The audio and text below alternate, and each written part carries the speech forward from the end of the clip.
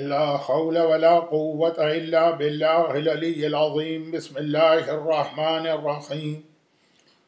الحمد لله رب العالمين وهو رب الشهداء والصديقين، والصلاة والسلام على الرسول النبي الأمي سيدنا المؤيد بشيرنا المصدق نذيرنا المجدد المصطفى الأمجد والمحمود الأحمد أبي القاسم محمد.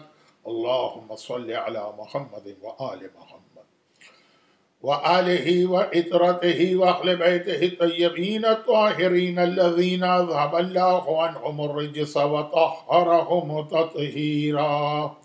اللهم صل على محمد وآل محمد سيما على الإمام المنتظر والحجة الثانية شرع عجل اللهم له الفرج، ولعنة الله على أعدائهم أجمعين من الأزل إلى الأبد. أما بعد، فقد قال الله عز وجل في كتابه المبين وفرقانه المتين وقرآنه المجيد وقوله الحق. بسم الله الرحمن الرحيم.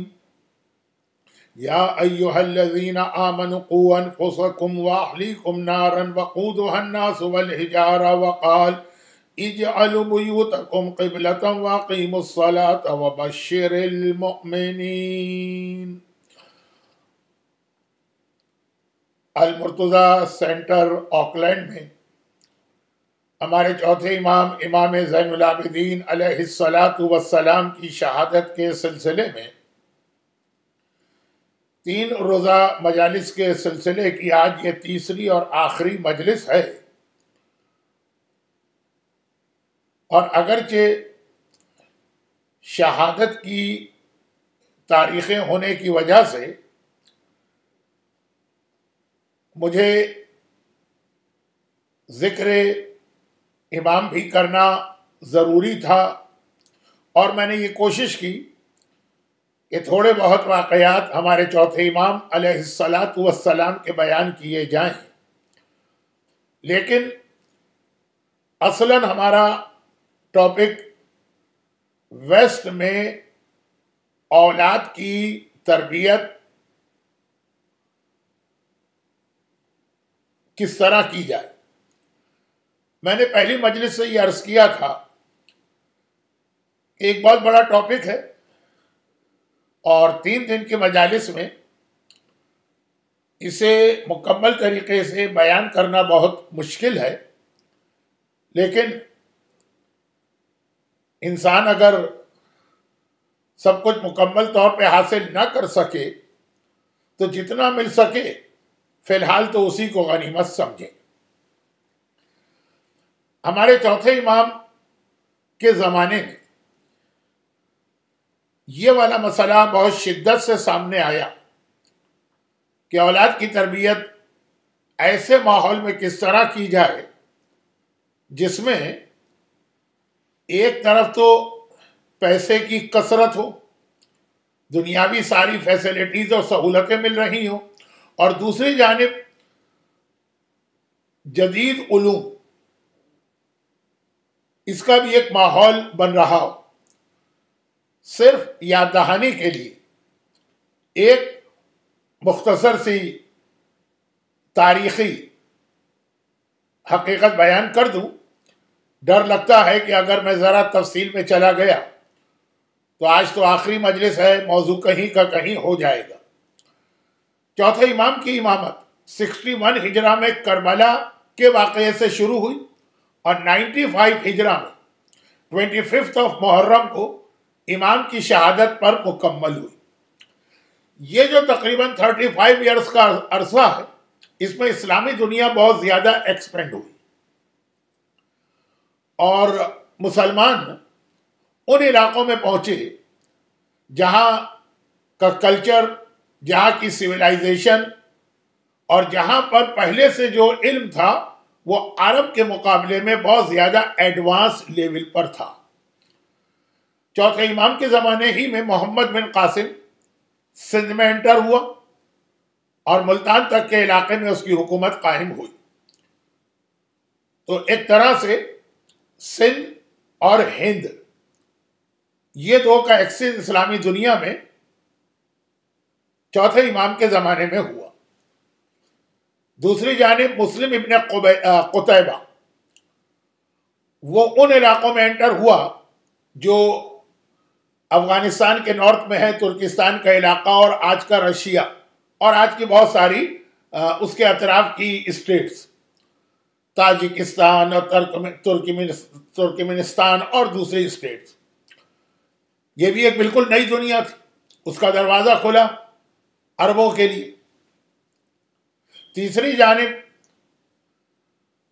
موسیٰ ابن نصیر اور اس کا غلام طارق ابن زیاد ناردرن افریقہ کی پوری پٹی کو کانکر کرتے ہوئے میڈیٹرینین کراس کر کے جبرالٹر اور پھر اسپین اور پھر پرتگال اور پھر ساؤدرن فرانس وہاں تک پہنچے. تو یورپ کا ہی دروازہ کھلا. تو اب یہ ایک اسلامی دنیا، عرب لوگ بدو کلچر سے بمشکل نکل کے ابھی آئے ہیں، اور دنیا کے یہ تین بڑی سویلائزیشن، ایسٹ سے انڈیا، ویسٹ سے یورپ اور نارتھ سے رشیا اور اس کے اطراف کا علاقہ، یہاں کے لوگ مسلمان بھی ہونے لگے، اور وہ پھر اسلام قبول کرنے کے بعد مکہ مدینہ بھی آنے لگے، اپنے ساتھ اپنا کلچر لائے، اپنی سویلائزیشن لائے، بہت ہی ایڈوانس لیول کی سویلائزیشن. اور پھر وہاں کے جو معلومات تھی، ہندوستان سے مثلا میڈیکل سائنس بہت زیادہ لوگ آتے تھے، سوالات کرتے تھے. یورپ سے مثلا یونان کی فلسفی اور رومن لا. تو یہ وہ ماحول تھا جس میں ایک طرف تو دولت بہت آئی، یہ سارے مالدار علاقے ہیں، دولت بہت زیادہ آئی.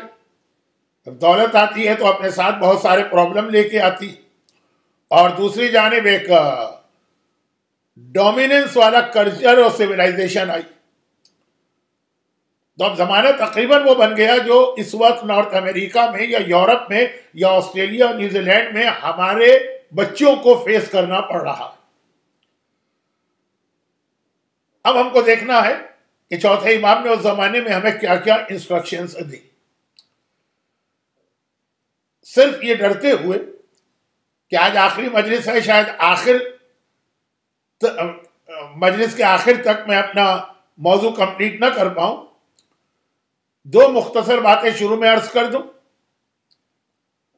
اچھا، پہلے تو قرآن کی ان آیتوں کا ترجمہ کر دوں جن کی تلاوت تو میں نے کر لی ہے، تلاوت کا ثواب تو حاصل کیا ہے، لیکن آیت کے میسج کا بھی ثواب ملے. ایک تو سورہ تحریم کی وہ آیت، یا ایھا الذین آمنوا، اے ایمان لانے والو، قوا انفسکم، بچاؤ اپنے آپ کو. لیکن خالی اپنے آپ کو نہیں بچاؤ، واہلیکم، اپنے اہل و عیال کو بچاؤ، نارن، جہنم کی اس آگ سے، وقودھا الناس والحجارہ، جس کا ایندھن، جس کا فیول انسان اور پتھر بنیں گے. اور دوسری آیت سورہ یونس کی آیت نمبر 87، حضرت موسیٰ اپنی قوم سے کہہ رہے ہیں اجعلوا بیوتکم قبلہ، اپنے اپنے گھروں کو قبلہ بنا لو، واقیموا الصلاۃ، اور نماز قائم کرو، وبشر المؤمنین، پھر صاحبان ایمان کے لیے خوشخبری ہے، بشارت ہے، گڈ نیوز ہے. اچھا، اب یہ جو دوسری آیت ہے اس کے حوالے سے آج بات کو آگے بڑھانا ہے، لیکن اس سے پہلے دو چھوٹی باتیں. نمبر ایک، ہیومن نیچر ایک ایسی چیز ہے جس میں کچھ باتیں تو کامن ہیں، ساری دنیا کے انسانوں میں مور اور لیس وہ ایک قسم کی چیز پائی جائے گی، لیکن پھر ہر انڈیویجول کا نیچر دوسرے سے الگ ہوتا. اور پیرنٹس کی ایک بہت بڑی ذمہ داری ہوتی کہ وہ اپنی اولاد میں سے ہر ایک کے نیچر کو سمجھے. کوئی بچہ ایسا ہے جو پیار و محبت سے کنونس ہوتا ہے، کوئی بچہ ایسا ہے کہ جس کے ساتھ ذرا سختی کرنا پڑتی ہے، کوئی بچہ ایسا ہے کہ اسے ذرا کوئی انسینٹیو دینا پڑتا ہے. دنیاوی معاملات میں جس طرح سے والدین اپنے بچے کے نیچر کو جان کر اس کے حساب سے اس سے ڈیل کرتے ہیں. کہ اگر مثلا 3 بچے ہیں اور تینوں نے کہا کہ ہمیں کھانا نہیں کھانا، تو ایک بچے کو ذرا الگ طریقے سے بہلا کے پھسلا کے کھانا کھلایا جائے گا، دوسرے کو الگ طریقے سے، تیسرے کے لیے ایک اس کی نیچر کے حساب سے بات کی جائے گی. مثلاً اگر بچوں نے کہا، اب یہ مثالیں شاید نیوزی لینڈ کے لیے صحیح نہ ہو، ہمیں اسکول نہیں جانا ہے، تو اب ہر بچے کا نیچر دوسرے سے مختلف ہوتا ہے. سب سے بہتر جج جو ہے خود ماں ہوتی ہے اور باپ، کہ اس کو کس طریقے سے ہینڈل کیا جائے یا ٹیکل کیا جائے، وہ دین کی تعلیم کے حوالے سے بھی. تو ہم لوگ کچھ جرنلائز قسم کے اصول تو بتا سکتے ہیں اور فارمولے، لیکن اس کے بعد پھر ہر باپ اور ماں کی ذمہ داری ہے کہ اپنی اولاد کا نیچر سمجھے. Point number 1. پوائنٹ نمبر 2 کہ اولاد کی دینی تربیت تو اس وقت کریں گے جب خود پیرنٹس کو پتا ہو کہ واٹ از اسلام. کیا مطلب اس جملے کا؟ ہمارے یہاں زیادہ تر ریلیجن وہ ہے یا اسلام وہ ہے جو ہم نے اپنے کلچر میں اپنے بزرگوں سے لیا. اب انڈیا ہے یا پاکستان ہے، ایک مومن گھرانے میں، ایک عام گھرانے میں جو والدین نے اسلامی ماحول بنایا، بچوں نے بھی وہی سیکھا. اور ہمارے والدین نے بھی اپنے والدین سے جو دیکھا وہ انہوں نے سیکھا. لیکن اس وقت ہم جب ویسٹ میں آ گئے تو ایک دم سے سمجھیے ایک نئی دنیا میں پہنچ گئے، اور اب بہت ساری چیزیں جو انڈیا اور پاکستان میں ہم جنریشن میں سیکھتے آ رہے ہیں وہ یہاں نہیں چلیں گی. بہت ساری چیزیں پاکستان انڈیا میں ایسی ہیں جو ریلیجن یا مذہب کے ساتھ ہمارے کلچر کا پارٹ ہے. جو مختصر ایک بات کر دوں کہ مثلا والدین سے کس طرح بات کی جائے. اب وہ اسٹائل ذرا یہاں پہ نہیں رہے گا. میں یہ نہیں کہتا کہ جو یہاں کے مقامی لوگوں کا انداز ہے کہ باپ کو ایک دوست کی طرح ٹریٹ کرتے ہیں اور بڑی بدتمیزی سے بات کرتے ہیں، لیکن وہ والا ادب اور احترام بھی نہیں اور یہ والی بدتمیزی بھی نہیں، بیچ بیچ میں. لیکن اس کے لیے خود معلوم ہونا چاہیے پیرنٹس کو کہ آخر اسلام نے احترام والدین کا اصل مسئلہ کیا بتایا.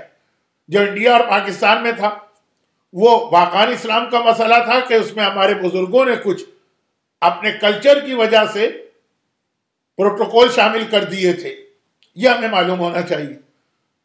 تو تربیت اولاد کے لیے مولا کی ایک حدیث بہت پڑھی جاتی، گرچہ وہ حدیث بھی بہت زیادہ ڈیٹیل ایکسپلینیشن چاہتی، لیکن بہرحال سمجھدار آدمی یوں بھی اس حدیث کو سمجھ سکتا ہے کہ ادبوا اولادکم بغیر زمانکم فانہم خلقوا بغیر زمانکم. اپنی اولاد کو جو تم ادب سکھاؤ، اور بعض علماء کہتے ہیں یہاں لفظ ہے علم سکھاؤ، جو علم ان کو سکھاؤ، ویسے اصل لفظ ہے ادب سکھاؤ، جو ٹرین کرو. تو اپنے زمانے کے حساب سے نہیں کرنا، کیونکہ ان کو اللہ نے کریٹ کیا ہے تمہارے زمانے کے لیے نہیں، ان کے زمانے کے لیے. اس کا مطلب یہ نہیں ہے کہ ان کو شرابیں پینے دو، انہیں ڈسکو میں جانے دو، ان کو بے حجاب گھومنے دو، ان کو بدتمیزیاں کرنے دو، ان کو والدین کے ساتھ وہ طریقے سے ٹریٹ کریں جیسے مقامی لوگ کرتے ہیں. یہ نہیں مطلب ہے. لیکن وہ جو اسٹرکٹ قسم کا تم نے ماحول اپنے اسلامی کلچر میں پایا، تھوڑا سا اس کے اندر لینینٹ ہونا پڑے گا. کتنا، ہاؤ مچ؟ اب اس کے لیے میں پہلے دن سے کہہ رہا ہوں کہ ایک اشرا بھی کم ہے، تو بہت ہی مختصر، یہ میرا دوسرا پوائنٹ تھا کہ بہت ہی مختصر ہو سکے تو ہر آدمی یہ جو کتاب ہے اس کو حاصل کرے اور اسے پڑھے. اچھا، یہ ایک ہی کتاب ہے، یہ اردو کے اندر ہے اور یہ انگلش میں. انگلش میں اس کا نام ہے code of practice for Muslims living in the West, اور اردو میں اس کا نام لکھا ہوا ہے جدید فقہی مسائل. ہمارے یہاں مسئلے مسائل کی جتنی کتابیں ہیں، یہ کتاب اس سے ہٹ کر ہے. یہ ایک ہی بک ہے. پھر بتا دوں، ایکچوئل عربی میں تھی الفقہ للمغتربین، پھر فارسی ٹرانسلیشن ہوا، اردو ٹرانسلیشن ہوا، انگلش ٹرانسلیشن ہوا. تو عام طور پہ جو ہمارے یہاں مذہبی کتابیں ہیں یعنی مسائل کی، وہ کیا اس میں ہوتا ہے؟ نجاست، طہارت، غسل، وضو، نماز، روزہ، خمس، زکات. اور یہ کتاب ذرا سی ڈیفرنٹ ہے، a code of practice for Muslims living in the West. مثلاً اس کی لسٹ خالی دیکھ رہا ہوں. ایٹنگ اینڈ ڈرنکنگ، جیلیٹن کا کیا مسئلہ ہے، انگریڈینٹس کا کیا مسئلہ ہے. Number 2 dress and clothing. Number 3 work and investment. Number 4 interaction in social life. Number 5 music, singing and dancing and so on. تو جو ہمارے یہاں عام طور پہ مسائل کی کتاب میں مثلا توضیح المسائل ہے یا تحفۃ العوام ہے، جو چیپٹر ہے ہی نہیں، اس کے ڈیٹیل مسائل اس کے اندر موجود ہیں. اور مور اور لیس 90% یہ کتاب وہ کوسچنز ہیں جو ویسٹ میں رہنے والے یوتھ نے یا ان کے پیرنٹس نے پوچھے تھے اور ان کا جواب دیا گیا. ایک چیز کو میں پھر ایکسپلین کر دوں کہ یہ کتاب ہے ہمارے آج کے مراجع میں سے ایک بہت ہی فیمس مرجع آیت اللہ سیستانی کی. تو جو اس میں مسائل ہیں وہ آیت اللہ سیستانی کے فتوے سے، اور مجھے یقین کامل ہے کہ جو مجمع میری مجلس سن رہا ہے، اگر کوئی ہے سننے والا، وہ مختلف مراجع کی تقلید میں ہوں گے. آغا سیستانی کے علاوہ ایک بڑی تعداد رہبر آیت اللہ خامنئی کی تقلید میں ہوگی. پھر بھی یہ کتاب پڑھیں، عمل نہیں کریں گے اس پہ، لیکن ان کو ایک آئیڈیا مل جائے گا کہ آج کے زمانے کے جو جدید مسائل ہیں اس کے حوالے سے اسلام ہمیں کیا انسٹرکشن دیتا ہے. پھر اس کے بعد جو پھر ڈیٹیل باتیں ہوں گی تو وہ اپنے مرجع کے فتوے کو چیک کریں. یہ میں نے بہت ہی شارٹ اس لیے آپ کے سامنے بات کی کہ 3 دن کے مجالس میں یہ جو کتاب نے جس ٹاپک کو کور کیا وہ میں بیان نہیں کر سکتا تھا. اور پھر اس کا پریفیس. اچھا، یہ کتاب خود آغا سیستانی نے نہیں لکھی ہے، ان کے ایک اسٹوڈنٹ نے لکھی. تو اس کا جو ایک پریفیس ہے یا پیش لفظ ہے یا ایک انٹروڈکشن جو کتاب کا ہے، جس میں وہ اسٹارٹ یہاں سے کرتے ہیں کہ جب میں پہلی بار نجف سے لندن گیا وہاں سیٹل ہونے کے لیے تو کیا کیا پرابلم مجھے شروع میں پیش آئے یا میرے دماغ میں کیا کیا پرابلم تھے.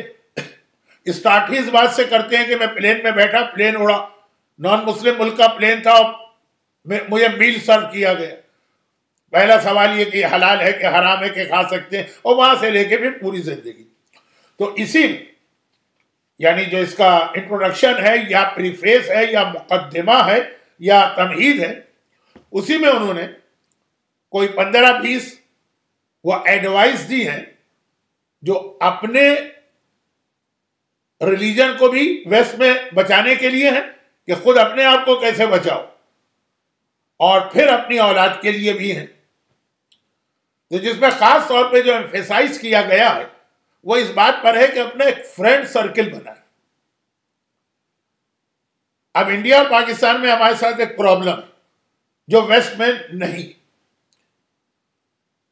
ہو سکتا ہے کہ آگے چل کے یہ آسٹریلیا اور نیوزی لینڈ میں بھی ہو جائے جیسے انگلینڈ اور امریکہ میں اب ہوا ہے.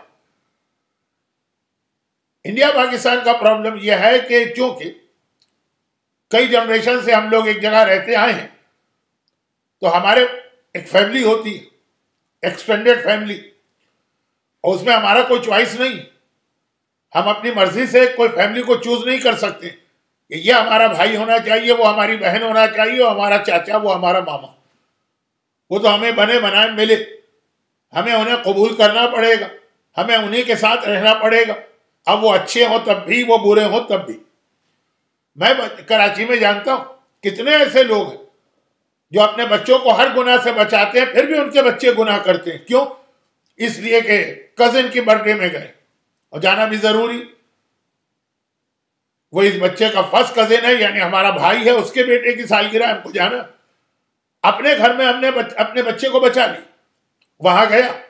اب وہ اتنے مذہبی نہیں ہے، تو وہاں پہ مثلاً برتھ ڈے ہے تو سنگنگ بھی ہو رہی ہے، ڈانسنگ بھی ہو رہی ہے. بچہ انوالو ہو. بہت بھی اگر اس نے کیا تو اپنے آپ کو اس کے اندر پارٹیسپینٹ میں شامل نہیں کیا، لیکن دیکھا تو نا بہت سے گناہ آدمی دیکھتا رہتا ہے تو گناہ کا خوف دل سے نکل جاتا ہے. بہن کی بیٹی کی شادی، بہت ہم نے اپنے فیملی کو بچایا گناہ سے، لیکن بہن کی بیٹی کی شادی، ہماری بیٹی کو جانا، وہ ماحول پورا بے پردگی اور بے حجابی کا، مہندی اور پتہ نہیں کیا کیا رسم. وہ یہاں پہ خاص طور پر ابھی آسٹریلیا اور نیوزی لینڈ میں جہاں پوری فیملیز نہیں جمع ہوئی، وہاں یہ ایک پلس پوائنٹ ہے. اب امریکہ میں ایسا نہیں ہے. امریکہ میں تو ایک خاندان کے 50 آدمی آ گئے. انگلینڈ میں ایک خاندان پورا کا پورا خاندان اٹھ کے آ گیا. کینیڈا کے اندر بھی بہت زیادہ ہے. یہاں بھی ہے لیکن کم. تو یہاں پہ فیملی ممبر سے زیادہ آدمی کا انٹریکشن ہوتا ہے اپنے فرینڈ سے. پردیس ہے، سب کو ایک دوسرے کی ضرورت پڑتی ہے. اب یہاں پہ آدمی کے پاس سلیکشن اور چوائس ہے. ایسے ہی لوگوں کے کانٹیکٹ میں زیادہ ہے جو خود بھی ریلیجس ہوں اور وہ اپنے بچوں کو بھی ریلیجس بنا رہے ہیں. تو ہمارے لیے اپنے بچوں کو ان کے ساتھ مکس اپ کرنا آسان بھی ہوگا اور وہ بہت ساری ہم خرابیوں سے بچ جائیں گے. تو یہ جو کتاب ہے جدید فقہی مسائل یا A Code of Practice for Muslims Living in the West، اس کے اندر تقریباً 20 ایڈوائس دی ہیں حدیث کی روشنی میں، اپنے لیے بھی اور اپنے بچوں کے لیے بھی. لیکن بچوں کے لیے خاص طور پر یہ ہے، غالباً یہ 22 لاسٹ ایڈوائس یہی کہ بچوں کو کس طرح سے ایک ماحول بنا کے دیا جائے. اچھا، اب یہ کتاب پر ایک بہت بڑا اعتراض یا آبجیکشن ہوتا ہے انڈیا پاکستان میں کہ اس کتاب نے بہت سارے گناہ جو آج تک ہم سنتے آئے تھے اس کو بہت ہی لائٹ کر دیا. ہم تو بہت زیادہ سمجھتے تھے یہ اتنا بڑا گناہ، مثلا میوزک، اب اس کو اتنا لائٹ کر دیا ہے کہ آدھی سے زیادہ تو میوزک کو حلال کر دیا. تو وہی بات ہے کہ یقیناً انڈیا اور پاکستان میں جو مذہبی لوگ ہیں وہ اسٹرکٹ ہیں. یہاں پہ وہ نہیں چلے گا. یہاں پہ ہم کو تھوڑا لینینٹ ہونا پڑے گا. اس کا یہ مطلب نہیں ڈزنٹ مین کہ ہم ریلیجن پہ کمپرومائز کریں. نہیں، جو اسلام میں پہلے سے ہی ایک فیسلٹی ہے لیکن ہمیں اپنے ملکوں میں اس کی ضرورت پیش نہیں آ رہی تھی، یہاں پہ اس کی ضرورت پیش آئے گی. تو یہ تو میری دوسری ایڈوائس تھی کہ یہ کتاب جو ہے نا آپ کو آگے بہت کام آئے گی. لیکن اپارٹ فرام دیٹ جو میرا موضوع چل رہا ہے اس کو مجھے آگے بڑھانا. چوتھے امام کے زمانے میں، اچھا اب اس کتاب میں بھی جو شروع کی 20-22 ایڈوائس ہے اس میں یہ شامل ہے کہ ریلیجن کی اپنی نالج خود بڑھائیے اور اپنے بچوں کی نالج. ہمارے یہاں تو ایک پلیٹ فارم بنا ہوا ہے مجلس کا، لیکن پھر وہ مجلسیں بھی ہمارے یہاں سب کی سب اتنے انفارمیٹیو نہیں ہوتی. کچھ عقیدت اور احترام والی ہوتی ہیں اور بس. پھر لیکچرز ہوتے ہیں. پھر آج کل تو سوشل میڈیا کے ذریعے سے زہر بھی ملتا ہے بچوں کو اور آب حیات بھی ملتا ہے. یہاں پہ پیرنٹس کی گائیڈنس ضروری، بشرطے کہ خود پیرنٹس کو بھی پتا. اچھا اب یہ تو جو بات ہوئی کہ نالج بڑھانا. چوتھے امام کے زمانے سے یہ سلسلہ شروع ہو گیا تھا کہ یورپ سے، امریکہ تو اس وقت معلوم نہیں تھا، اور انڈیا سے نان مسلم کے گروپس آتے تھے اور وہ مدینے کے نوجوانوں کے ساتھ بیٹھ کر ان کو کنفیوز کرتے تھے. تو پھر امام نے اس کا طریقہ اختیار کیا، اپنے اسٹوڈنٹ تیار کی، کیونکہ امام کو پتا تھا کہ اگر امام خود جائیں گے بات کرنے کے لیے تو وہ امام کو دیکھ کر بھاگ جائیں گے. تو عام سے ڈریس میں امام اپنے اسٹوڈنٹس کو بھیجتے تھے. اس میں چھٹے امام کے ایک اسٹوڈنٹ مفضل کا واقعہ تو بہت مشہور ہے، لیکن وہ چونکہ چھٹے امام کے حوالے سے مجلس نہیں ہو رہی ہے، چوتھے امام اسٹارٹ چوتھے امام نے کیا. تو اس کا خلاصہ اس پوائنٹ کا یہ کہ اپنی اور اپنے بچوں کی نالج کو بڑھایا جائے. بٹ یہ گائیڈنس لے کر کہ جسے ہم نالج سمجھ رہے ہیں یہ واقعاً اسلام کی نالج ہے، کہ ایسا نہ ہو کہ یہ بھی ہمیں کوئی مس گائڈ کرنے کا طریقہ ہو. لیکن نالج کے حوالے سے ایک تو یہ کتاب، اور اس کے علاوہ جو مجالس کا ہمارا پلیٹ فارم ہے، پریکٹیکل لائف. حضرت موسیٰ، قرآن کریم میں سب سے زیادہ جس نبی کا تذکرہ ہے وہ حضرت موسیٰ، اور مور اور لیس ہر سورے میں کہیں نہ کہیں ان کا ذکر آ جاتا ہے، سوائے وہ آخری چند پاروں کے جہاں چھوٹے چھوٹے سورے. اتنا زیادہ قرآن نے حضرت موسیٰ کے ذکر کو کیوں پسند کیا؟ حضرت موسیٰ کا زمانہ، ابھی جو میں نے چوتھے امام کے لیے بیان کیا نا، یہ اس سے پہلے حضرت موسیٰ کے زمانے میں ہو چکا. کیا؟ Outer pressure. حضرت موسیٰ کے زمانے میں بھی فرعون اس پیک پر پہنچا ہوا تھا کہ دیکھیے، ایک تو فرعون طاقت بہت زیادہ، power, military power. Number 2 culture, Egyptian civilisation تو آج بھی مشہور.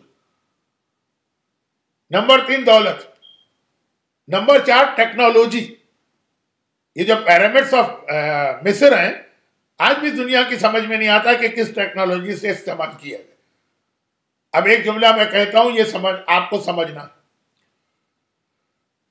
کہ آج تک دنیا کی ہسٹری فرعون جیسی طاقت کوئی نہیں گزری. اب آپ آنکھیں کھول کے دیکھیے کہ کہیں ایسا تو نہیں کہ آج بھی ویسٹ کے اندر یہی پرابلم ہو کہ ملٹری پاور میں کوئی چیلنج کرنے والا نہ ہو، ٹیکنالوجی میں کوئی چیلنج کرنے والا نہ ہو، دولت میں کوئی چیلنج کرنے والا نہ ہو، اور اپنی سویلائزیشن کو، جو برگر اور کوک اور جین کی سویلائزیشن، اس طرح دنیا پہ پھیلا دیا ہو کہ افریقہ کے ایسے ریموٹ ایریا میں گیا تھا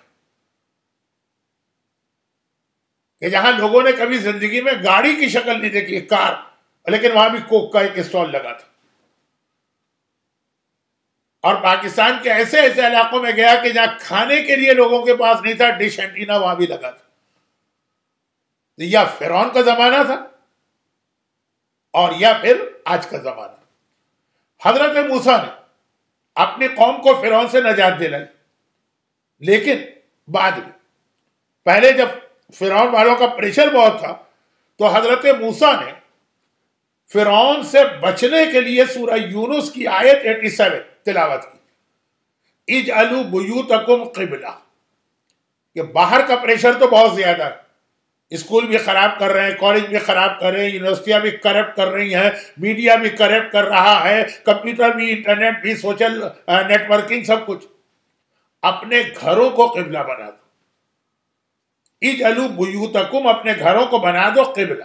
واقیموا الصلاۃ، اور نماز قائم کرنا. وبشر المومنین، پھر مومنوں کے لیے اچھی خبر ہے. تو نماز تو بہرحال ایک ایسی عبادت ہے جس کے کچھ بینیفٹ میں کل بتا چکا ہوں، آج ریپیٹ نہیں کرنا.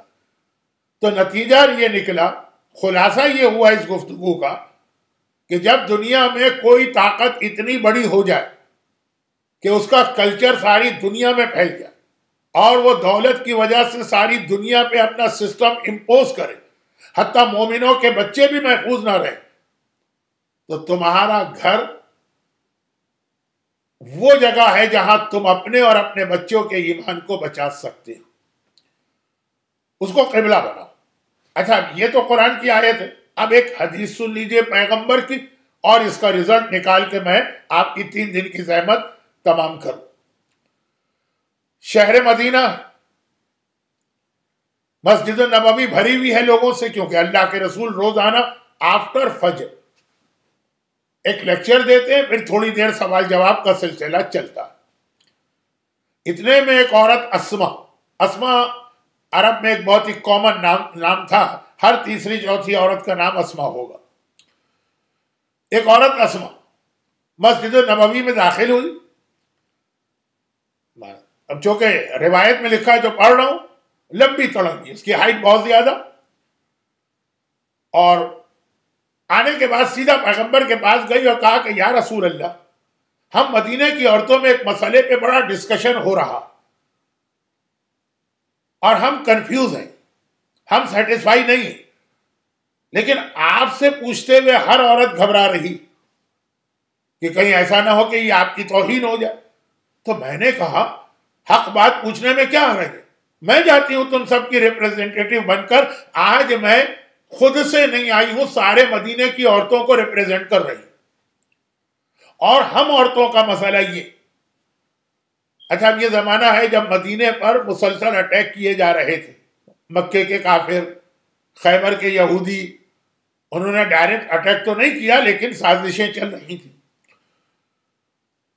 تو بدر، احد، خندق، خیبر، مسلسل جنگیں.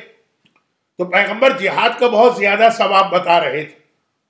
ثواب بتاؤ گے تو لوگ نکلیں گے نا میدان میں. جان دینا آسان چیز نہیں ہے.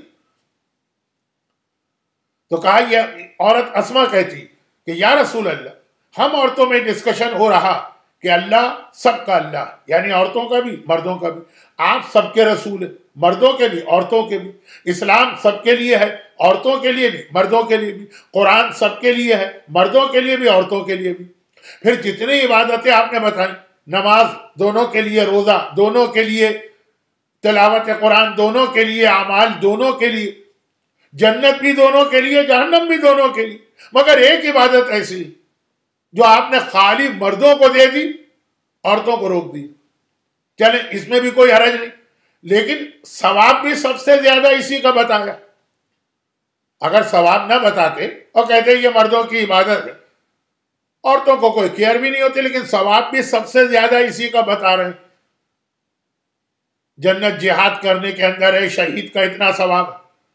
اور جب کبھی ہم نکلنا چاہتے ہیں جہاد کرنے، آپ ہم کو روک دیتے ہیں، کہتے ہیں واپس جاؤ، عورت پر جہاد نہیں. تو یا رسول اللہ، یہ ذرا سا انجسٹس یا ناانصافی نہیں؟ یہ جو سب سے زیادہ ثواب والی عبادت وہ آپ نے مردوں کو دے دی. پیغمبر اسلام اس کی پوری گفتگو سنتے رہے اور مسکراتے رہے. جب اس نے اپنی بات کمپلیٹ کر لی، پیغمبر نے پہلے تو پورے مجمع کو دیکھا جو سب مرد تھے، اور کہا کہ آج تک تم نے کسی مرد کو بھی اتنے اچھے طریقے سے بات کرتے، کمیونیکیٹ کرتے اور اپنا سوال پہنچاتے ہوئے سنا؟ کتنے اچھے طریقے سے اس نے اپنی بات پیش کی. اس کے بعد پیغمبر نے اس کو، عورت کو دیکھا، ایک جملہ کا، وہ جملے میں 4 ورڈ ہے، صرف 4، جن میں سے 3 تو اردو جاننے والا بھی سمجھ جائے گا. فرمایا جہاد المرأۃ حسن التبعل. 4 لفظ، شارٹ سنٹینس، جہاد المرأہ حسن تبعل. جہاد تو جہاد. اب مرأہ کا لفظ نیا ہے اردو والوں کے لیے، یعنی عورت. جہاد المرأۃ، عورت کا جہاد. حسن وہ ہے کہ اچھا. تبعل، تبعل مشکل لفظ ہے لیکن مومن سمجھ جائے گا، کیونکہ حدیث قصہ وہ بار بار یہ لفظ سنتا ہے کہ ہم فاطمہ و ابوہا و بالوہا. تبعل بالوہا.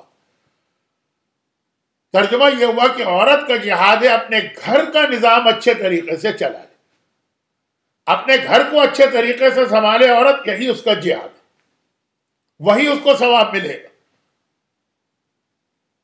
اب ذرا سوچی اس کا مطلب کیا ہوا کہ مرد جو ثواب لینے کے لیے میدان میں جاتا، بھوکا رہتا ہے، پیاسا رہتا ہے، گرمی برداشت کرتا ہے، تلوار چلاتا ہے، نیزے کھاتا ہے، زخمی ہوتا ہے، تیر بدن میں لگتے ہیں، خون جاری ہوتا ہے، اعضا کٹتے ہیں، کبھی مر بھی جاتا ہے، یہ سارا ثواب عورت کو بغیر یہ ساری زحمت کے گھر میں بیٹھے مل رہا ہے.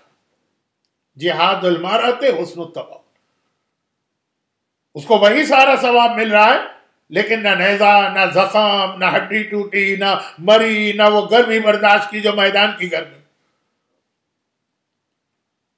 دوسرے الفاظ میں اس کو بدل دوں، عورت کا جہاد اس کا گھر، یعنی عورت کا بدر کا میدان اس کا گھر، عورت کے لیے احد اس کا گھر، عورت کے لیے خندق کا میدان اس کا گھر، عورت کا خیبر اس کا گھر ہے، عورت کی کربلا اس کا گھر.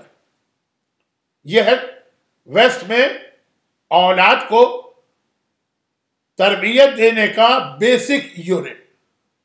جب کلچر کا، آؤٹر کلچر کا انفلوئنس بہت ہی زیادہ اور اس کو سپورٹ کرنے کے لیے ٹیکنالوجی بھی ہو، ٹیکنالوجی یاد رکھیے، یاد یہ سوشل میڈیا اور یہ انٹرنیٹ اور یہ ساری چیزیں، یہ ٹیکنالوجی جو وہاں فرعون کے زمانے میں تھی، پیرامڈس بنا دیے اسے، جو آج تک دنیا نہیں سمجھ پائی، اس میں سیکریٹ ہے۔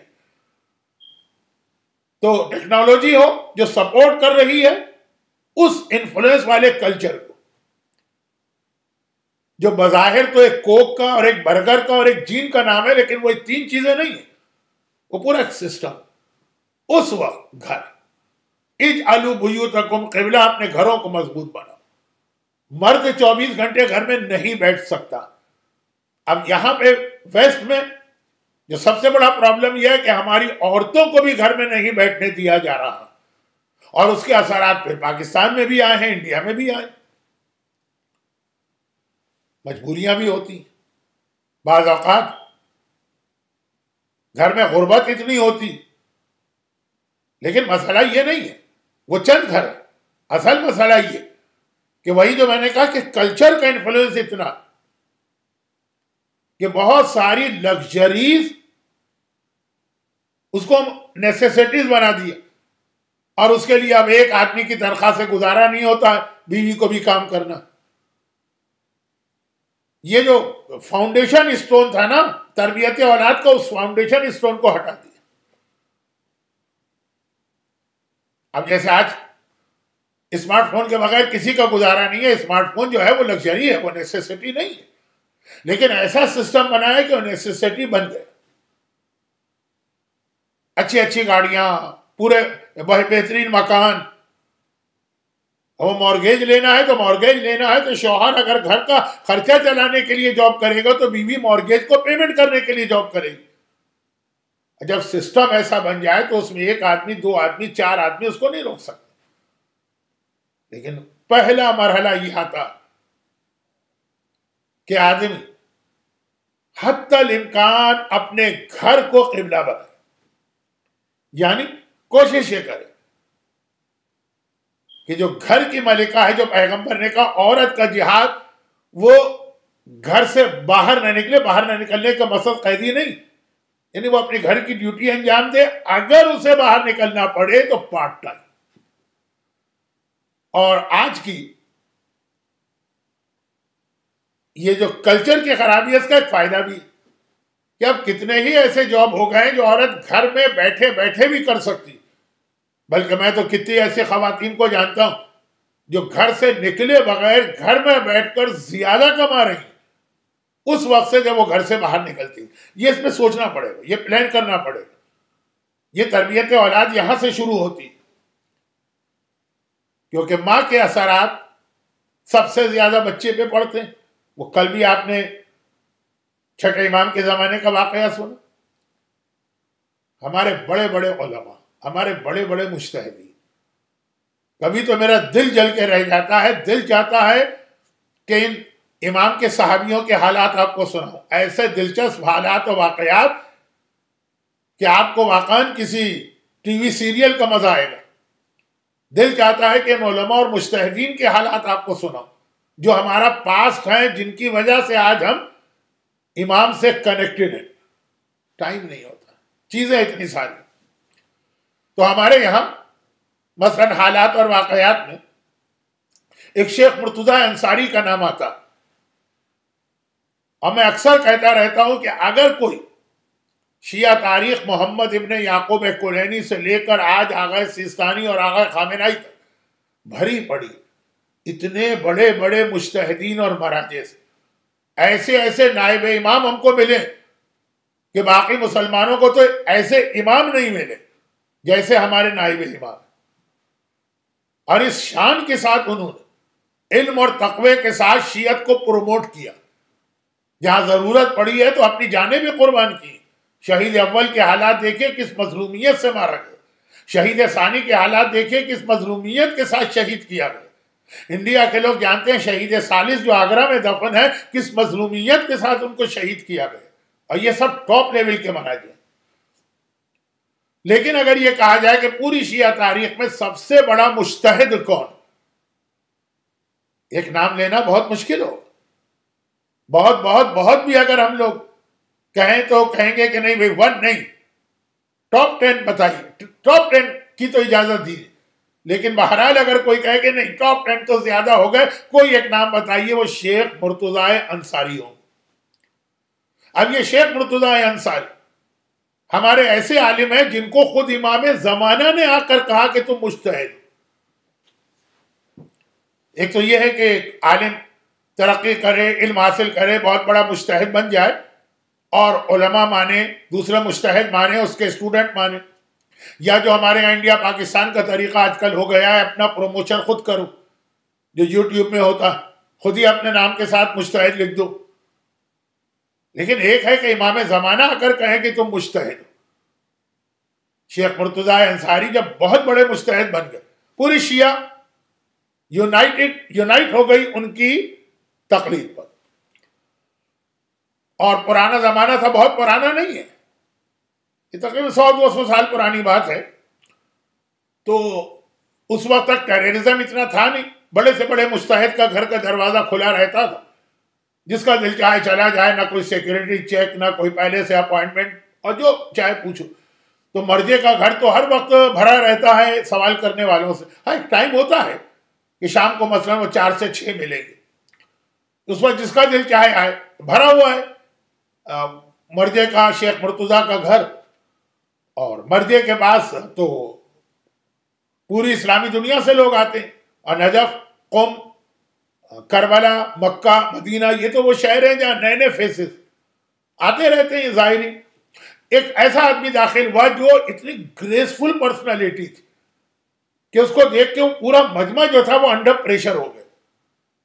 آج تک کسی نے اس کو دیکھا نہیں تھا, لیکن نجف میں تو ظاہرین کا آنا جانا رہتا.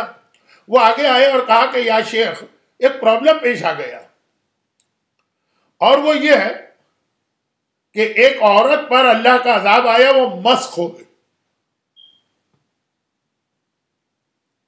عورت پہ نہیں, مرد پر وہ مسخ ہو گئے. اب اس کی بیوی کیا کرے؟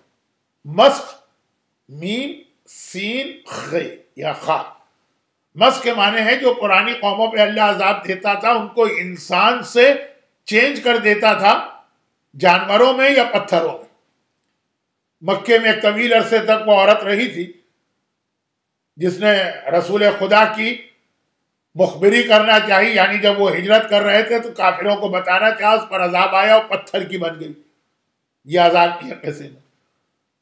یا داڑھی منڈوانے والی قوم کو اللہ نے بے چھلکے کی مچھلی بنا دیا, یا قرآن نے کہا کونوا قردۃ خاسئین, ایک قوم کو ہم نے بندر بنا دیا.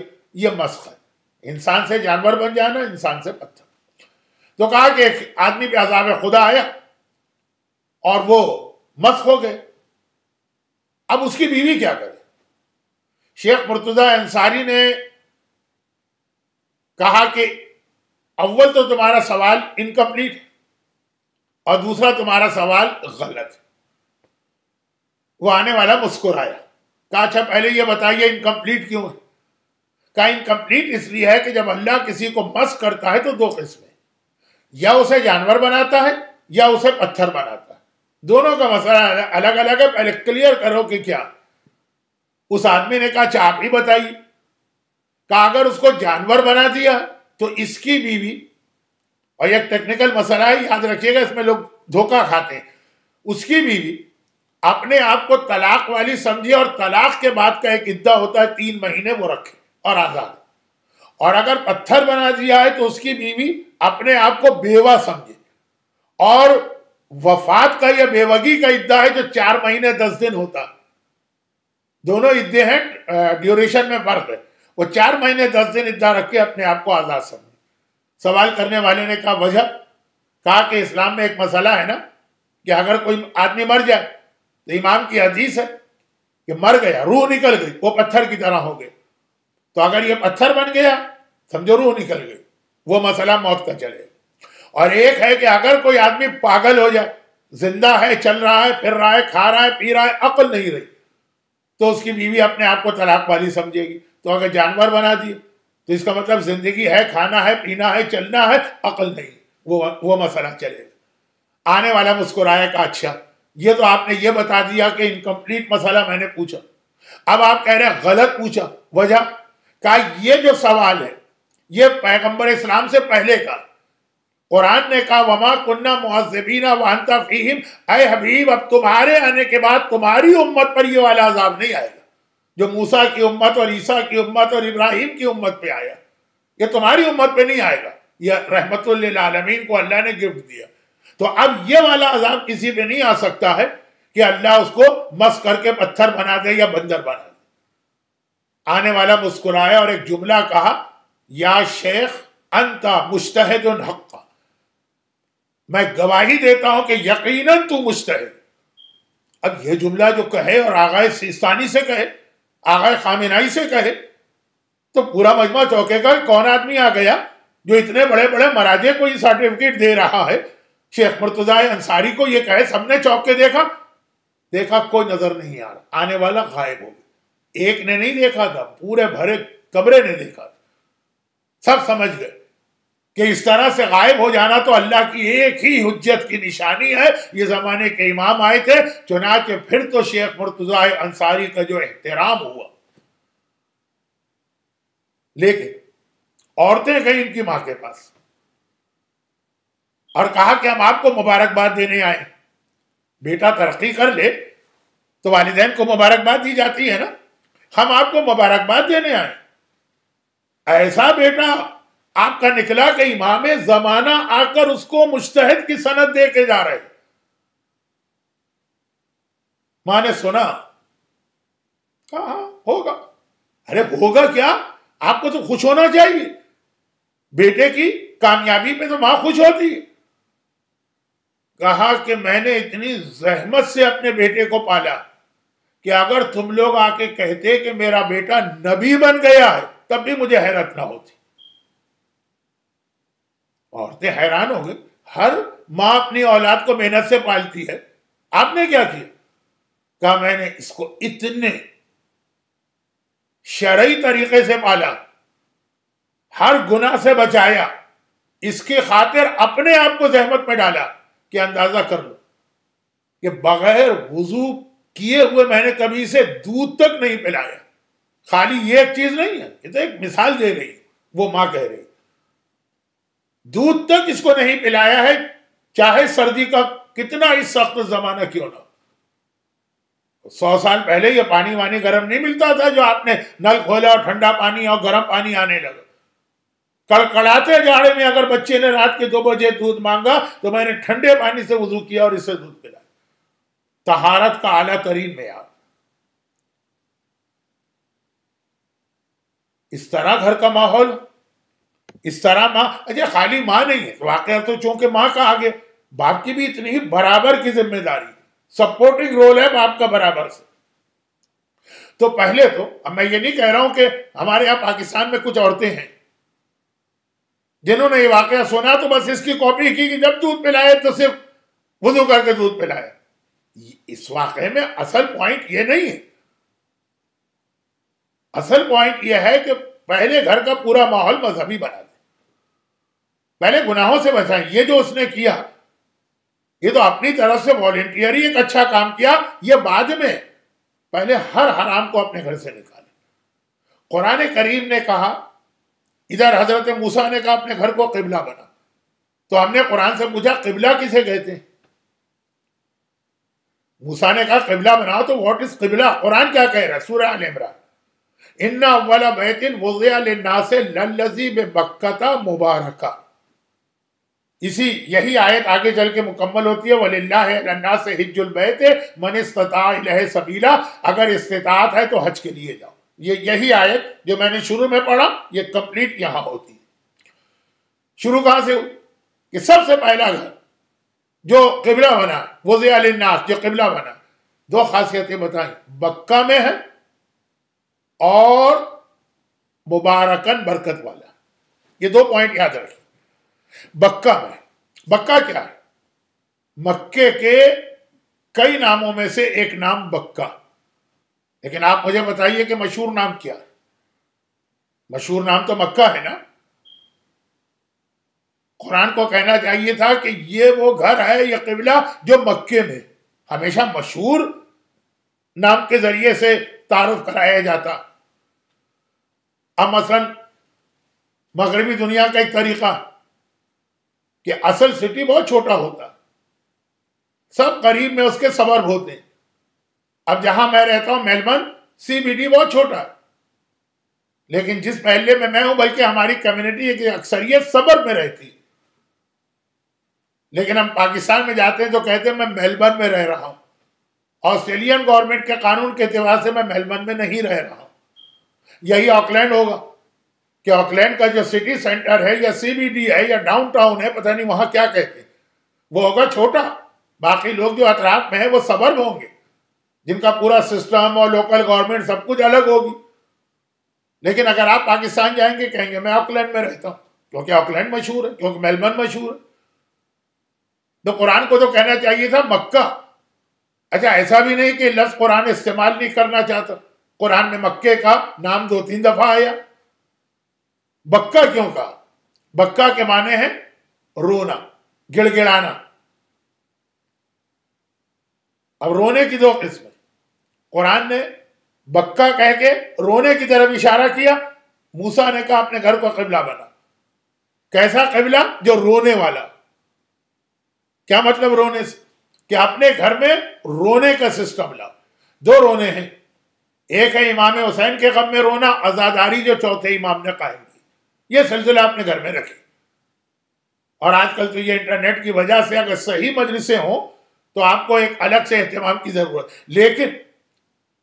لیکن یہ ہے کہ ہم امام حسین پہ روتے ہیں، اور خود امام حسین خوف خدا سے روتے ہیں. کسی بھی حاجی سے پوچھئے کہ جب تم حج کرتے ہو تو میدان عرفات میں پورا دن سب سے اہم کون سی دعا پڑھ کے روتے رہتے ہو؟ آقا حسین کی دعا جس کو پڑھ کے وہ پورا دن روئے.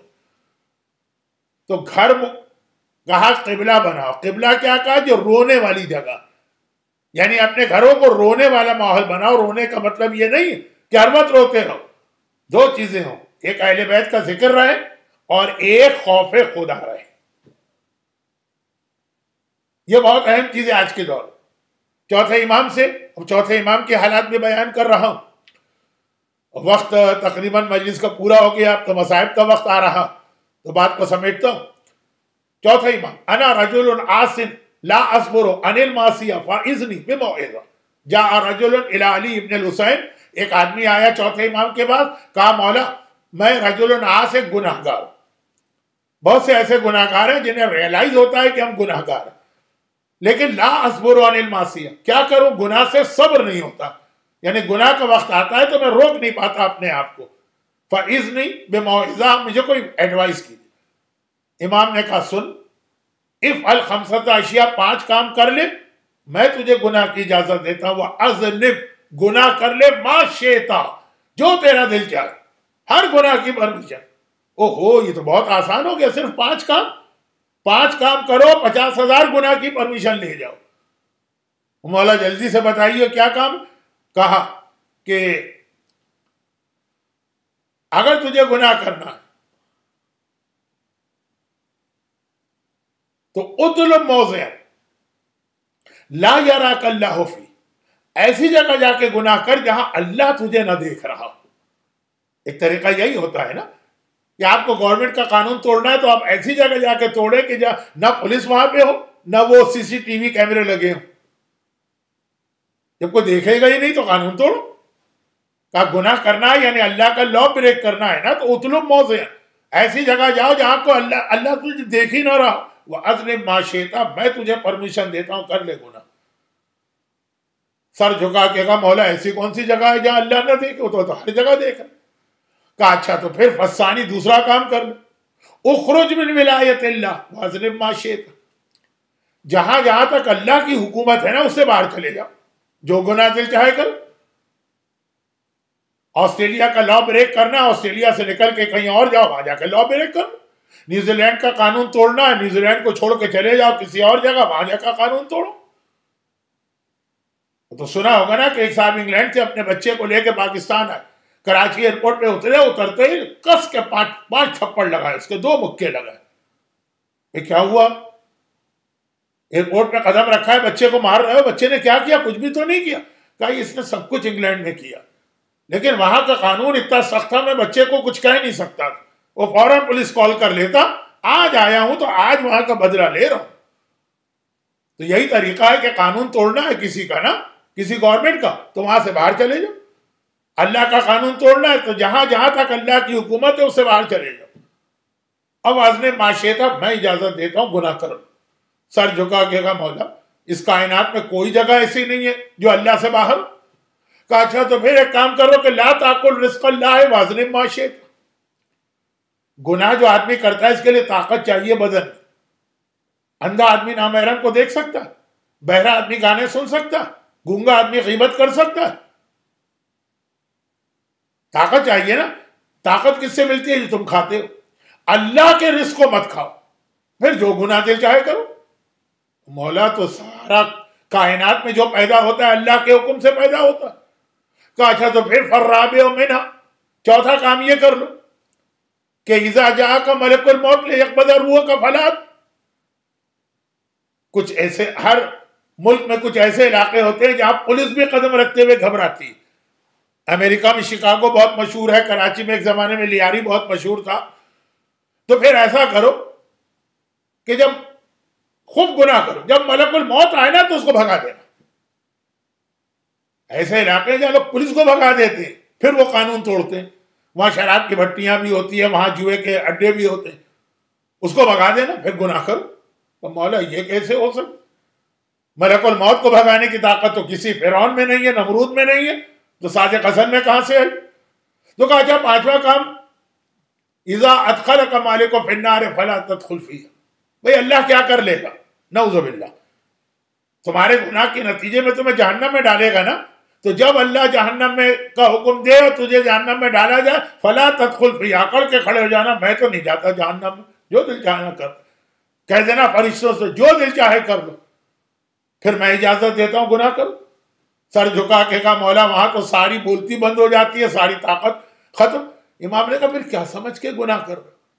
اللہ کے ملک میں ہو، اللہ کے سامنے ہو، روزی اس کی کھا رہے ہو، ملک الموت کو بھگا نہیں سکتے، جہنم سے اپنے آپ کو روک نہیں سکتے، پھر کیا سمجھ کے گناہ کر رہے ہو؟ یہ تصور پیدا کریں اپنی اولاد کے دل میں اور پہلے اپنے دل میں. میں یہ پھر بار بار کہہ رہا ہوں آپ کو معصوم نہیں بننا، غلطیاں ہوں گی. غلطیاں ہو تو اسی اولاد کے سامنے توبہ کر کے یہ بھی اس کو ایک پیغام دے کہ غلطی ہوتی ہے اور توبہ کرنا ضروری ہے.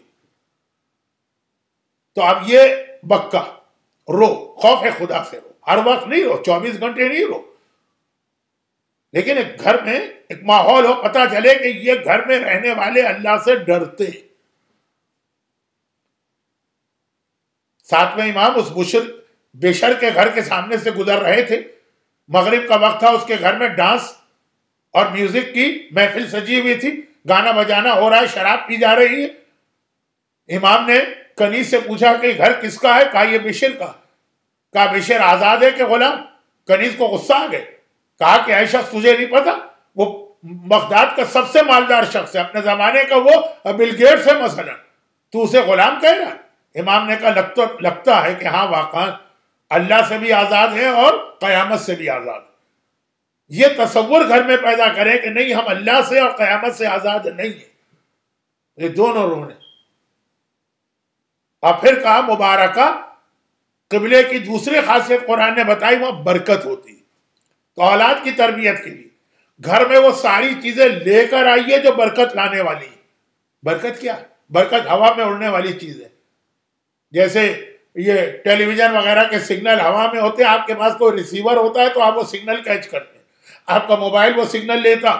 اسی طرح سے برکت ہوا میں ہے. اپنے گھر میں وہ چیزیں لائیے جو برکت کے سگنل کو کیچ کر کے برکت کو اتارے. وہ ایک لسٹ ہے پوری کیا کیا چیزیں برکتیں لاتی. اس میں جس جس کو موقع ملے سب سے پہلی چیزیں والدین، ان کا احترام، ان کی عزت. آپ کے بچے دیکھیں، آپ کے گھر میں ہیں تو دیکھیں، کہیں دور ہیں تو ان سے کانٹیکٹ میں رہیں. لیکن اس کے علاوہ بھی برکت والی چیزیں، شب جمعہ مثلا دعائے کمیل ہے، سورہ یاسین ہے، قرآن کی تلاوت، اور وہ ساری چیزیں گھر سے نکالیں جو برکت کو اڑانے والی. جہاں میوزک ہوتی ہے وہاں برکت نہیں ہوتی، جہاں شطرنج ہوتی ہے وہاں برکت نہیں ہوتی، جہاں کارڈز ہوتے ہیں تاش وہاں برکت نہیں ہوتی، جہاں بے حجاب مکس گیدرنگ ہوتی ہے وہاں برکت نہیں ہوتی، جہاں حرام روزی آتی ہے وہاں برکت نہیں ہوتی، جہاں پہ کتا ہوتا ہے وہاں برکت نہیں ہوتی سوائے سیکیورٹی ڈاگ کے۔ یہ ساری چیزیں اپنے گھر میں لے کے آئیے اور اپنے گھر کو قبلہ بنائیے۔ یہ حضرت موسیٰ نے اپنی قوم کو پیغام دیا فرعون کے انفلوئنس اور کلچر سے بچنے کے لیے۔ 3 مجلسوں میں حق ادا نہیں کر سکتا، آج میں خاصے حد تک اپنے ٹریک پہ رہا، تو بس یہ کچھ چیزیں ذہن میں رکھیے، اور انشاءاللہ اگر پھر کبھی مجھے موقع ملا آپ کی خدمت کا تو زیادہ وضاحت کے ساتھ مزید کچھ باتیں بیان کروں۔ ہمارے بڑے بڑے علماء، بڑے بڑے مجتہدین، دیکھیں امام کے بارے میں ایک جملہ ہم نہیں کہہ سکتے۔ کون سا جملہ؟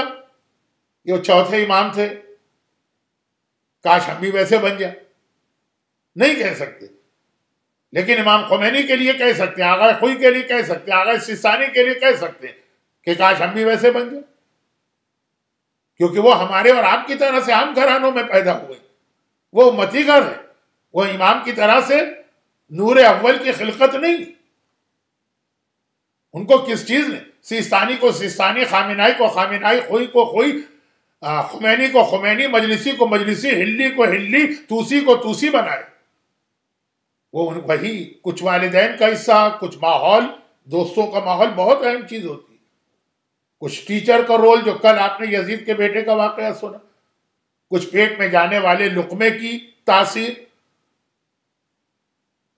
کچھ کان میں پڑنے والی گانے اور غیبت کی آوازوں کا اثر، یہ چیزیں ان کو بناتی ہیں۔ یہ ہم بھی کر سکتے ہیں،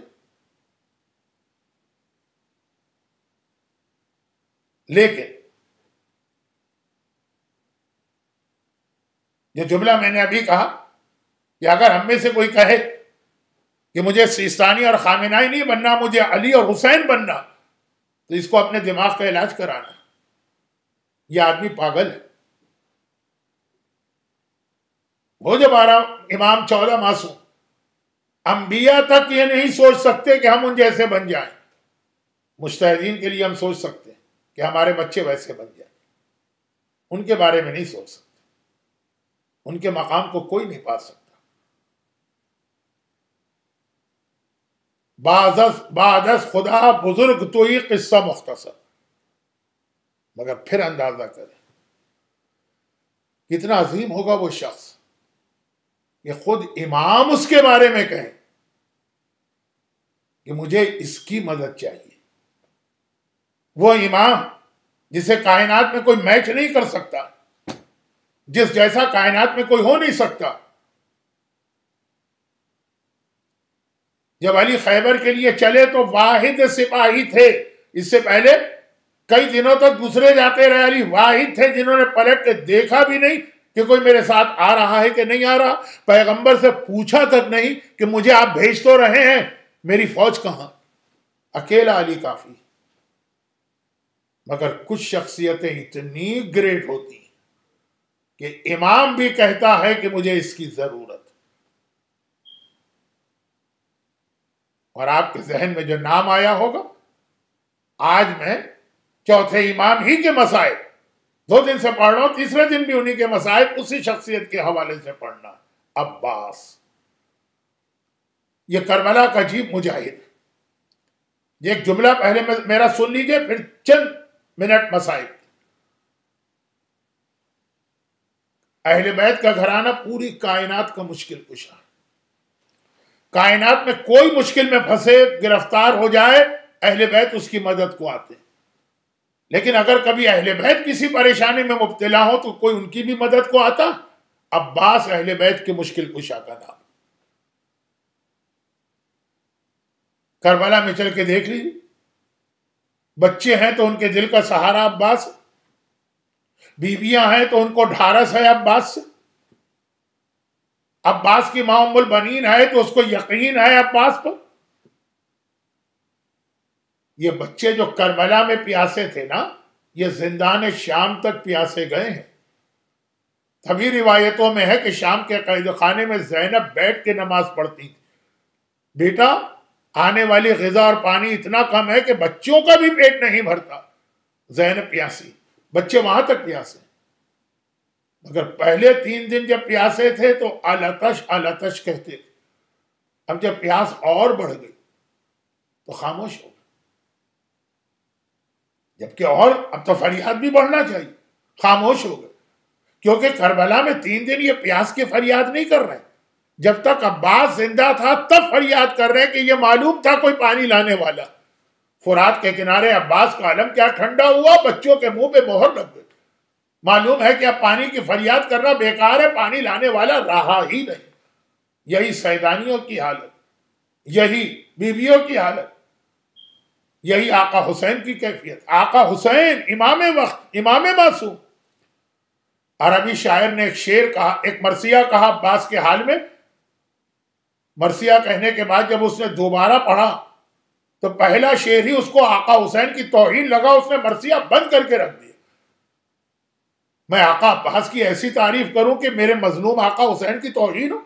شعر یہ تھا کہ عاشور کے دن استجار بہ الہدی، حسین بھی عباس کی پناہ میں تھے، کہا یہ تو حسین کی توہین ہے، مرثیہ پڑھنا بند کر دیا۔ اور پہلی ہی شب جمعہ جو آئی تو خواب میں دیکھا میں کربلا پہنچا ہوں، سامنے آقا حسین کا روضہ، ارے دوڑ کے گیا آقا کے روضے، اندر گیا تو ایک عجیب منظر دیکھا، پورا روضہ خالی۔ آج شب جمعہ، انبیاء حسین کی زیارت کو آتے ہیں، ملائکہ حسین کی زیارت کو آتے ہیں، مرسلین حسین کی زیارت کو آتے ہیں، اولیاء خدا حسین کی زیارت کو آتے ہیں، ائمہ حسین کی زیارت کو آتے ہیں، اور یہ خالی پڑا ہے روضہ۔ بس جو خدام تھے انتظام کرنے والے، ان سے پوچھا یہ روضہ آج خالی کیوں ہے شب جمعہ؟ کہا تھوڑی دیر کی بات، مگر تھوڑی دیر کی بات بھی کیوں ہے؟ کہا اس لیے کہ حسین اپنے روضے میں نہیں ہے، تو ظاہر بھی نہیں، حسین نہیں، حسین کہاں چلے گئے؟ کہا حسین اپنے بھائی عباس کی زیارت کو گئے، بہت زخمی تھا عباس، عباس نہیں آ سکتا ہے یہاں پر۔ چنانچہ اب یہ شاعر دوڑ کے نکلا آقا حسین کے روضے سے اور جناب عباس کے روضے کی طرف چلا، وہاں گیا تو واقعا اتنا ہی مجمع ہے جتنا اس نے سنا تھا، اس سے بھی زیادہ۔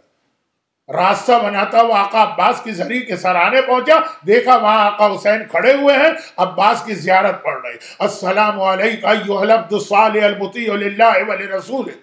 لیکن یہ زیارت پڑھنے کے بعد زیارت ختم ہوئی، اسی شاعر کا وہ شعر پڑھائی، استجار بہ الہدی فالیوم استجار بہ الہدی۔ عاشور کے دن حسین عباس کی پناہ میں تھے، اور پھر اس شاعر کو پلٹ کے دیکھا اور کہا کہ اے شاعر اصلی، تو نے میرے بھائی کے حال کا مرثیہ کیوں بند کر دیا؟ کہا مولا اس میں آپ کی توہین ہو رہی ہے۔ کہا توہین نہیں ہو رہی ہے، تو نے حق بتایا، جب تک عباس زندہ تھا حسین کے دل کو بھی سہارا تھا۔ اور یہ تو ہو گئی حسین کی بات۔ اب ذرا میرے مظلوم آقا سجاد کا بیان سن لیجیے۔ روایت یہ ہے کہ جیسے ہی یزید کا لشکر کربلا سے چلا گیا اور 3 دن گزرے، کربلا میں رہنے والا قبیلہ بنی اسد تڑپ کے اپنے گھروں سے باہر نکلا، مردوں نے ٹوکریاں اٹھائیں اور بیلچے اٹھائے۔ آج بھی آپ کربلا جائیے تو آپ کو قبیلہ بنی اسد نظر آئے گا، جو عاشور کے بعد بیلچی اور ٹوکریاں لے کے آتا۔ مولا آپ نے ہمارے بزرگوں سے وعدہ لیا تھا لاشیں دفن کرنے کا، آج یہ وعدہ ہم پورا کرنے آ رہے ہیں۔ آج بھی، ابھی بھی آپ دیکھیں یوٹیوب پر اسی سال، تو یہ تو اس وقت کی بات ہے۔ مردوں کو یاد تھا آقا حسین نے ہم سے وعدہ لیا، سب نے بیلچے اٹھائے، سب نے ٹوکریاں اٹھائیں، گھروں سے نکلے، میدان کی جانب جا رہے کہ وعدہ پورا کرنا۔ عورتوں نے دیکھا عجیب منظر، آج کون سا دن ہے، سارا قبیلہ جا رہا، کہاں جا رہے ہو؟ مردوں نے کہا تمہارا کام نہیں ہے، آقا حسین سے وعدہ کیا تھا، وعدہ پورا کرنے جا رہے ہیں۔ عورتوں نے جلدی جلدی سر پہ عبایا اور چادریں ڈالی اور کہا کہ خالی تم سے وعدہ نہیں لیا تھا، آقا نے ہم سے بھی وعدہ لیا تھا، ہمیں بھی کہا تھا لاشیں دفن کرنا۔ عورتیں بھی تیار ہو کے چلی۔ بچوں نے یہ منظر دیکھا، باپ اور ماں دونوں جا رہے ہیں، گھبرا کے پوچھا تم کہاں جا رہے ہو؟ کہا یہ بچوں کا کام نہیں ہے۔ بچوں نے کہا نہیں، آقا نے ہم سے بھی وعدہ لیا تھا، کھیلتے کھیلتے فرات کے کنارے آنا اور ہمارے لاشیں دفن کر جانا۔ سارا قبیلہ ایک عجیب منظر بنا 61 ہجری کے کربلا میں۔ سارا قبیلہ مرد ہو کے، عورتیں ہو کے، بچے ہو، میدان کربلا میں پہنچے۔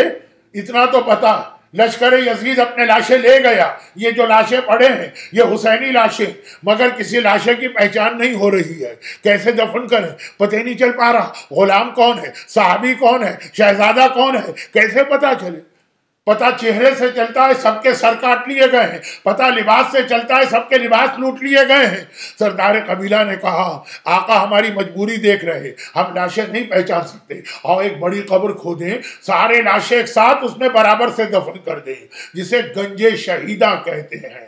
آج بھی کربلا میں آقا حسین کے پائیں تھی وہ گنج شہیدہ ہے جس میں سارے لاشیں دفن ہیں. قبر بھی تیار ہو گئی، بڑی قبر بھی بن گئی.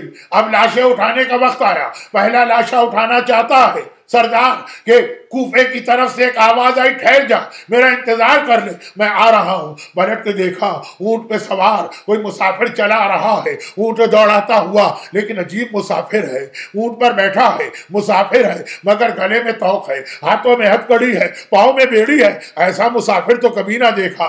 قریب آیا، اونٹ کو بٹھایا، اور ایک بار پاؤں کی بیڑی کھلی، ہاتھ کی ہتھ کڑی ٹوٹی، البتہ گلے کا توق وہی رہا جس کا زخم 35 سال کے بعد بھی میت پہ نظر آیا، کیونکہ یہ تو 1 سال کے بعد یزید کے دربار میں کاٹا گیا تھا. ہتھ کڑی ٹوٹی، بیڑی کھلی. آنے والا اونٹ سے اترا، سردار سے پوچھا پریشان کیوں کھڑے ہو؟ کہا کہ لاشیں پہچاننے میں نہیں آ رہے.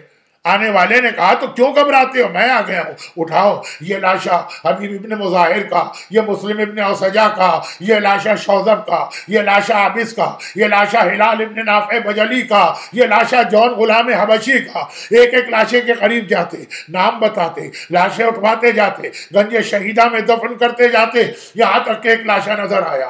آنے والا کلیجہ پکڑ کے بیٹھ گیا. سردار نے پوچھا یہ کس کا لاشا ہے؟ کہا دیکھتے نہیں، سارا بدن ٹکڑے ٹکڑے ہے، یہ حسن کے گل بدن یتیم قاسم کا لاشا ہے. قاسم کا لاشا اٹھایا، آگے بڑھے. آنے والا کمر پکڑ کے بیٹھ گیا ایک لاشے کے قریب. سردار نے ہاتھ جوڑے یہ کس کا لاشا ہے؟ کہا دیکھتے نہیں، کلیجے میں برچی کا ٹوٹا ہوا پھل ابھی بھی نظر آ رہا، یہ حسین کے 18 سال کے اکبر کا لاشا ہے. اکبر کا لاشا بھی اٹھا کے دفن کیا. اور آگے بڑھے ذرا ایک نشے بھی جگہ تھی، وہاں پہ ایک لاشا نظر آیا. وہ لاشا نظر آنا تھا. آنے والے نے چیخ ماری ہائے میرا بابا، ارے میں یتیم ہو گیا، اور غش کھا کے گر پڑا. سردار قبیلہ نے ہاتھ جوڑے، پانی چھڑکا. آنے والے نے آنکھیں کھولی، سردار نے ہاتھ جوڑے کس کا لاشا ہے؟ کہا دیکھتے نہیں، گھوڑوں کی ٹاپوں تلے پامال، یہ رسول کا نواسا ہے، یہ علی کا بیٹا ہے، یہ زہرا کا لخت جگر ہے، یہ حسین ابن علی ہے. سردار نے ہاتھ جوڑے. تو یہ لاشا دیکھ کر آپ نے کیوں کہا کہ میں یتیم ہو گیا؟ کہا اس لیے کہ انا علی ابن الحسین، میں اسی حسین کا وارث، میں اسی حسین کا یتیم ہوں. بابا کا لاشا بھی اٹھایا، اپنے ہاتھوں دفن کیا. پورے میدان کربلا سے سارے لاشیں اٹھ گئے. سردار نے ہاتھ جوڑے، مولا اب ذرا سی ایک مہربانی یہ کریں، کچھ دیر کے لیے ہمارے گھر میں آ جائیں، ایک مرتبہ اپنے برکت والے قدم رکھ دیں. مولا سجاد نے حیرت، یہ معجزے سے آئے ہیں، حیرت کے ساتھ دیکھا اور کہا کہ اے سردار کیا اپنا وعدہ پورا نہیں کرے گا لاشیں دفن کرنے کا؟ سردار نے چاروں طرف دیکھا، کہا مولا میں نے وعدہ پورا کر لیا، میدان کربلا سے سارے لاشیں اٹھا لیے. آقا سجاد نے کہا نہیں، ابھی ایک لاشا تو باقی ہے. سردار نے کہا وہ لاشا کہاں ہے؟ کہا وہ یہاں نہیں ہے، وہ فرات کے کنارے ہے. یہ کہتے ہوئے میرا مولا چلا. سردار نے گھبرا کے پوچھا وہ کس کا لاشا ہے؟ کہا وہ علمدار کربلا کا لاشا ہے، وہ علی کے وارث کا لاشا ہے. ارے وہ میرے چچا عباس علمدار کا لاشا ہے. میرا مولا سجاد، آج مصائب سجاد کے سلسلے کی اس سال کی آخری مجلس ہے. میرا مولا سجاد اپنے سارے مصائب کی وجہ بتا رہا ہے. ایک بار وہاں پہنچے، عباس کا لاشا اس قابل نہ تھا کہ اٹھایا جاتا. روایت کا جملہ ہے حسیر، یعنی چٹائی منگوائی. بھتیجے نے چچا کا جسم چٹائی پہ جمع کیا، اپنے ہاتھ سے چٹائی لے کے قبر میں اترے. وہی جہاں آج کربلا میں آقا عباس کی زری ہے نا، وہیں پہ میرا مولا قبر میں اترا. قبر سے باہر آیا، سارے قبیلے کو دیکھا، کہا تم سب پیچھے ہٹ جاؤ جب تک کہ میں خود سے باہر نہ ہوں، کوئی قبر کے قریب نہ آئے. یہ کہہ کے مولا سجاد دوبارہ قبر میں اتر گئے.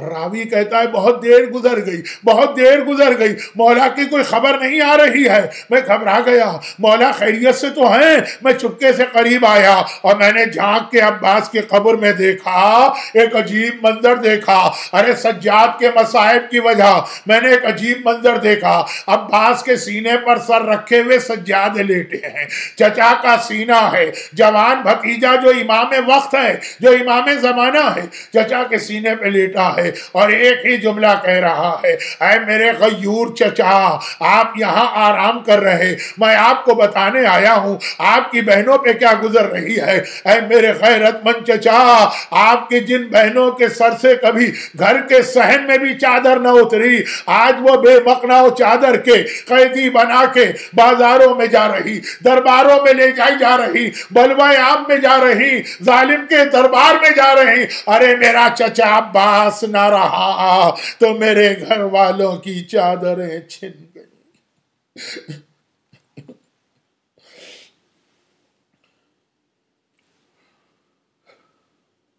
خدا بندہ تجھے میرے مظلوم آقا سجاد کا واسطہ جنہوں نے کائنات کا اتنا بڑا امتحان دیا، اور تجھے باب الحوائج عباس علمدار کا واسطہ سیدانیوں کے دلوں کی ڈھارس، حسین کا سہارا جسے سجاد پکار رہے، تمام صاحبان ایمان خصوصاً مجلس سننے والے مومنین اور مومنات اور مجلس کروانے والے المرتضیٰ سینٹر کے یہ مومنین، انہیں دنیا اور آخرت کی ہر مصیبت و پریشانی سے محفوظ فرما، لیکن غم حسین تو ہمیں مرتے دم تک دے، قیامت تک دے، جنت میں بھی ہمیں عزادار و ماتمی بنا کے داخل فرما۔ خدا بندہ میدان کربلا کے ان لاشوں کا واسطہ جنہیں سجاد نے دفن کیا، المرتضیٰ سینٹر کے منتظمین، آج کے مجلس سننے والے مومنین اور مومنات، ان سب کے خاندان کے تمام مرحومین اور کل اموات مومنین و مومنات کی مغفرت فرما۔ خدا بندہ ہمارے تمام بیماروں کو، خصوصاً کووڈ کی وجہ سے دنیا بھر میں جتنے بیمار ہیں سب کو شفائے کامل عطا فرما۔ پروردگارہ کربلا کی ان بیویوں کا واسطہ جنہوں نے دین کی خاطر اپنے سہاگ بھی قربان کر دیے اور اپنی اولادیں بھی قربان کر دی، ہمیں اپنی اولادوں کی صحیح تربیت کی توفیق عطا فرما۔ خدا بندہ جس عظیم مقصد کے لیے قربانی دی گئی ہمیں اس اسلام کے احکامات پہ عمل کرنے کی توفیق عطا فرما، اور ان مظالم کے انتقام کے لیے اپنی آخری حجت، وارث معصومین، فرزند زہرا، صاحبان ایمان کی مشکلات کا خاتمہ کرنے والے امام زمانہ کے ظہور میں تعجیل فرما۔ ربنا تقبل منا انک انت السمیع العلیم۔